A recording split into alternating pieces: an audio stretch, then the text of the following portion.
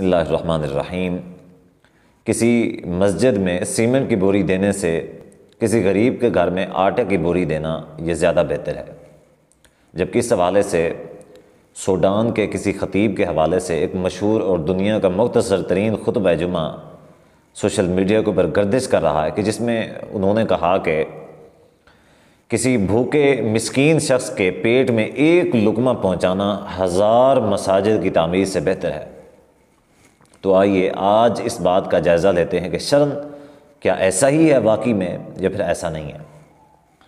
سب سے پہلے تو میں آپ کو بتانا چاہتا ہوں کہ اس طرح کی پوسٹیں کوئی دین اسلام کے ساتھ محبت کرنے والا، کوئی پکا اور سچا مومن اس طرح کی پوسٹیں نہ تو بنا سکتا ہے اور نہ ہی پھیلا سکتا ہے۔ کیونکہ یہاں پہ ایک نیکی کا دوسری نیکی کے ساتھ تقابل کیا گیا ہے، ایک نیکی کا دوسری نیکی کے ساتھ موازنہ کر کے ایک نیکی کو حقیر بنا دیا گیا ہے، اور شرعاً ایسا کرنا، قرآن و حدیث میں ایسا کرنا بالکل ناجائز اور حرام ہے۔ قرآن و حدیث میں ہر ایک نیکی کی علیحدہ سے فضیلت بیان کی گئی ہے، کہیں پہ ایسا نہیں ہے کہ ایک نیکی کو حقیر بتا کر دوسری نیکی کو اس سے افضل بتایا گیا ہو اور اس کی زیادہ فضیلت بتائی گئی ہو، کہیں پہ قرآن و حدیث میں ایسا نہیں ملتا۔ مثال کے طور پہ ایک شخص قرآن مجید کی تلاوت کر رہا ہے، دوسرا شخص اس کو کہتا ہے کہ آپ قرآن مجید پڑھ رہے ہو، آپ نماز پڑھ لیتے، کیونکہ نماز پڑھنا قرآن مجید کی تلاوت کرنے سے بہتر ہے، کیونکہ نماز کے اندر رکوع و سجود بھی ہوتی ہیں، اسی طرح دوسری دعائیں بھی ہوتے ہیں، قرآن مجید کی تلاوت بھی ہوتی ہے۔ تو نماز کے اندر ایک کیفیت سجدہ ہے جس میں اللہ تعالیٰ کے بندہ سب سے زیادہ قریب ہوتا ہے، تو آپ قرآن مجید کی تلاوت کرنے کے بجائے نماز پڑھ لیا کرو، قرآن مجید کی تلاوت نہ کیا کرو۔ اسی طرح وہ شخص نماز پڑھنا شروع کرتا ہے، ایک اور شخص آتا ہے، وہ اس سے کہتا ہے بھائی یہ آپ نماز پڑھ رہے ہو، جبکہ حدیث میں آتا ہے کہ نبی صلی اللہ علیہ وآلہ وسلم نے فرمایا ہے کہ جو شخص ایک رات اللہ تعالیٰ کے راستے میں پہرا دیتا ہے تو دنیا و ما فیہا سے بہتر ہے اس کا۔ اب وہ شخص نماز چھوڑ کے کیا سرحد پہ چلا جائے اور پہرا دینا شروع کر دے؟ اب اگر وہ یہاں پہ یہ کام کرنا شروع کر دے، دوسرا آئے اور اس کو اور کوئی نیکی بتائے، تیسرا آئے اس کو اور نیکی بتائے، یا پھر ایک شخص قرآن مجید کی تلاوت کو چھوڑ کے ہمیشہ کے لیے ترک کر دے اور پھر نماز پڑھنا شروع کر دے کہ اس میں رکوع سجود بھی ہیں، دوسری دعائیں بھی ہیں اور ساتھ میں قرآن مجید کی تلاوت بھی تو ہے، یہ پھر جو اکیلی قرآن مجید کی تلاوت ہے اس سے پھر کہیں بہتر ہو جاتا ہے۔ تو کیا ایسا کرنا ٹھیک ہے؟ حالانکہ قرآن مجید کی تلاوت کی علیحدہ فضیلت ہے، نماز کی علیحدہ فضیلت ہے، جہاد کی علیحدہ فضیلت ہے، زکوٰۃ کی علیحدہ فضیلت ہے، جتنی بھی عبادات ہیں، جتنے بھی ثواب کے کام ہیں، ان کی قرآن و حدیث میں ایک علیحدہ سے عبادت ہے۔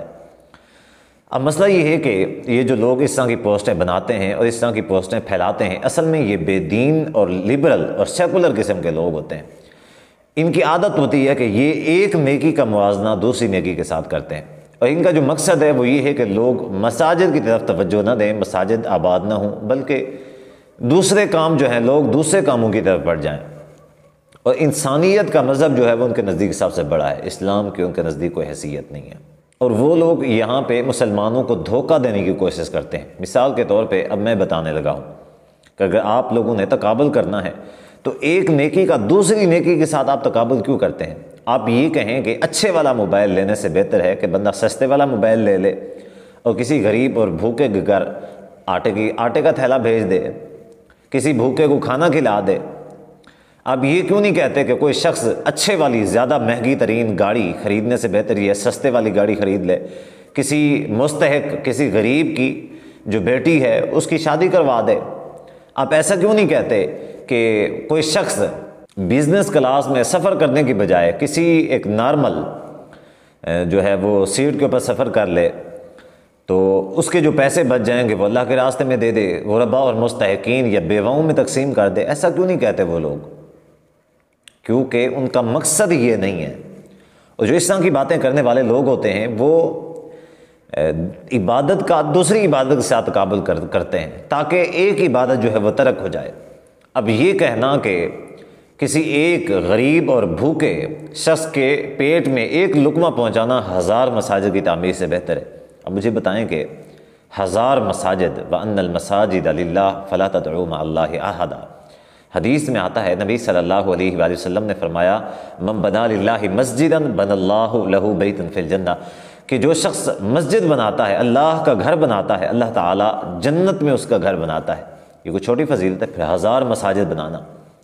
1000 مساجد بنانا۔ حضرت عثمان رضی اللہ تعالیٰ نے زمین کا ٹکڑا خریدا، اس کو مسجد نبوی کے ساتھ مسجد نبوی میں شامل فرما دیا۔ نبی صلی اللہ علیہ وسلم نے اس بات کے اوپر ان کو جنت کی خوشخبری اور بشارت فرمائی۔ نبی صلی اللہ علیہ وسلم یہ فرما سکتے تھے کہ عثمان یہ مسجد بنانا کوئی ضروری نہیں ہے، آپ جو غربا ہیں، چونکہ اس زمانے میں تو غربت بہت زیادہ ہوا کرتی تھی، آپ کسی غربا میں کھانا تقسیم کرا دیں، غربا کو راشن دے دیں، یہ مساجد کی تعمیر یہ اتنا ضروری نہیں ہے۔ تو جو لوگ اس طرح کا تقابل کرتے ہیں، اس طرح کے لوگوں کی باتوں میں نہ آیا کریں۔ البتہ میں پھر وہی بات کہوں گا کہ جو غربا ہیں، مستحقین ہیں، وہ حقدار ہیں، آپ ان کے ساتھ حسن سلوک کر سکتے ہیں، وہ مستحق ہیں اس بات کے، وہ آپ کے اوپر حق رکھتے ہیں آپ کے مال کے اوپر کہ آپ ان کی ضروریات کو پورا کریں، آپ ان کے اوپر اللہ کا دیا ہوا مال خرچ کریں، یہ اچھی بات ہے، یہ باعث ثواب ہے۔ لیکن ایک شخص مسجد بنا رہا ہے، اس کو مسجد بنانے سے روک دیا جائے اور یہ کہا جائے فلاں شخص غریب ہے، اس کے گھر میں راشن نہیں ہے، آپ راشن لے کے دے دو، یہ بات انتہائی جو ہے معیوب ہے کہ کسی شخص کو ایک نیکی سے روک کے دوسری نیکی پہ لگا دینا، یہ انتہائی بھیانک اور گمراہ کن عقیدہ اور گمراہ کن سوچ ہے۔ اللہ تعالیٰ سے دعا ہے کہ اللہ تعالیٰ ہمیں دین اسلام کو کما حق کو سمجھنے اور اس پر صحیح عمل کرنے کی توفیق عطا فرمائے۔ وآخر دعوایا ان الحمد للہ رب